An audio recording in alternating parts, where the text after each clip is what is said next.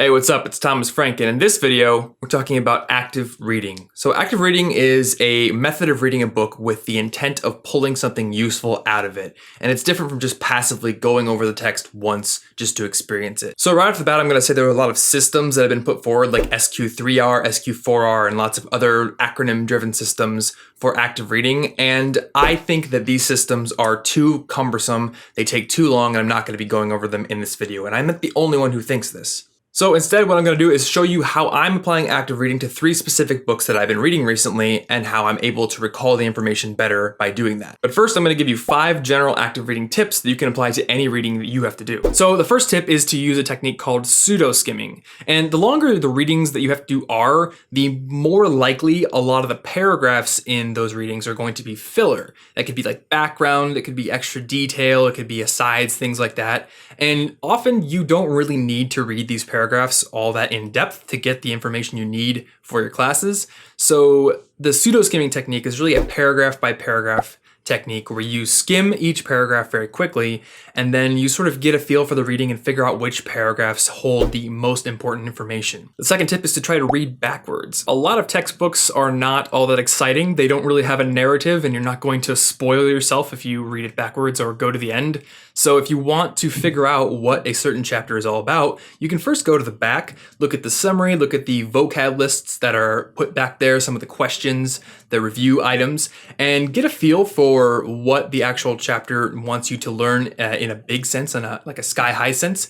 And once you get that, you can start going backwards and seeing like, okay, yes, this vocabulary word was mentioned here, this graphic mentions a topic that was in a review question, etc., etc. Tip number 3 is to come up with questions while you read. So when you are going through the chapter, if you're doing pseudo-skimming or anything else, when something comes up that you don't really know about, then note that down as a question. And you can also use the headings, the subheadings in the chapter as questions. So if there's a subheading that talks about a specific concept, you can reword that as a question, maybe even write it down in your notes, and then as you go through the actual content of that section, answer the question for yourself. And you can do this in review as well. Tip number 4 is to pay attention to the formatting of the text. Now, when I was in college, I would do this with almost all of my readings. I would open up the book, I would look at almost every single bolded item or list of things, and I would pay special attention to those items in the text because they probably were to go over processes that are important to the chapter or go over vocab terms that are almost certainly going to appear on tests. So pay attention to things that stand out in their formatting and note those down. And my last tip before I actually get into some of the books I'm reading is to either mark up the book while you're reading or to take notes while you're reading. So if you own the book, you can actually write in it with a pencil and make notes in the margins, which is really helpful. And if you don't, you can use flags or possibly highlight depending on your school's policies. And I'll show you that in a bit. If you really don't want to mark up your book, then you can take like really short bulleted notes on a piece of paper. You can also put questions in there, or you can take flow style notes. And I'll actually throw some of my recent notes up on the screen here. So these are notes that I took in researching textbook reading strategies for these videos, and this one and the last one. And as you can see, I took notes on the things I was reading, actually for multiple books, but it ended up creating a better picture that I could come back to. And it's in my own words, it's in my own terms, so it makes for better recall. So those are my 5 tips, and to round this video out, I'm going to show you a few of the books that I've been reading and 3 different active reading strategies that I adopted for each book. And the first book is Thinking Fast and Slow by Daniel Kahneman. Now this book is about cognitive biases, it's about bugs in human reasoning and rationality and decision making, and it's a super dense book. I actually have only gotten to page 145, as my little nine tails will tell you. If you look at the spine, or not the spine here, but the side of it, I've used flags to mark up almost every page that I have read. So this is one of those books that's just packed with information on almost every single page. Every single chapter mentions multiple studies with lots of results, defines different terms, and I was really interested in almost everything I was reading here. So as I went through, I used flags to mark up the book in a non-damaging way.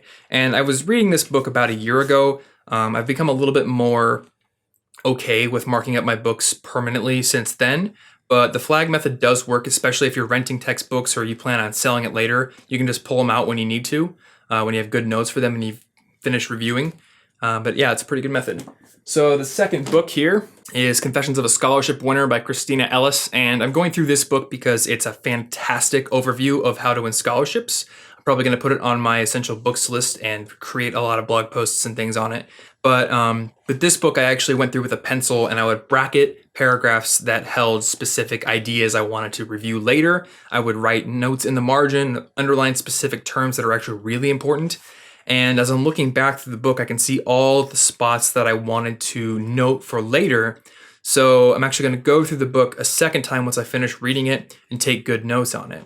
And speaking of notes, the book I've been reading most recently is The Power of Habit by Charles Duhigg.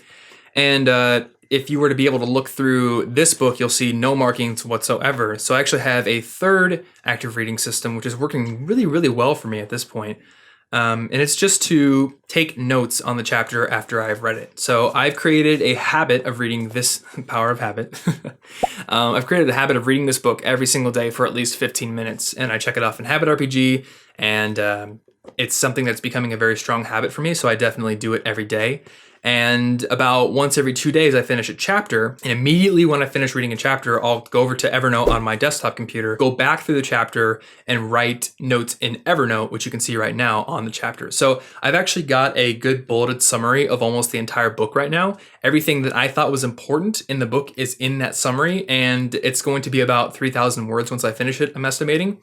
So that's a lot less than what's in the book. And if I want to go back and review what I learned, it's going to be much easier. And it's in my own words as well. So those are just some of the strategies you can use for active reading. Hopefully you can implement some of these into your studies in order to cut down on that study time and increase your recall and your ability to do better on tests and essays and whatever it is you need to apply your readings to. If you want to get more videos on being an awesome student, then just hit that subscribe button below. Otherwise, I will see you in next week's video.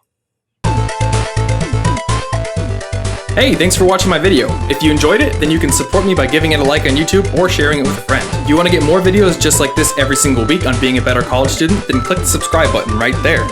If you missed the last video, a clip of it is playing right below there and you can click that to watch it. Also, you can get a summary and links to anything I mentioned in the video by going to the companion blog post, which you can find by clicking on the orange logo right there. Lastly, if you want to get a free chapter of my book when it comes out, then you can click that book and subscribe to the College Info Geek newsletter. You'll also get notified when new podcast episodes and blog posts come out every week. Lastly, if you have ideas for new videos or you just want to connect with me, you can do so on Twitter or leave a comment on this video. Thanks!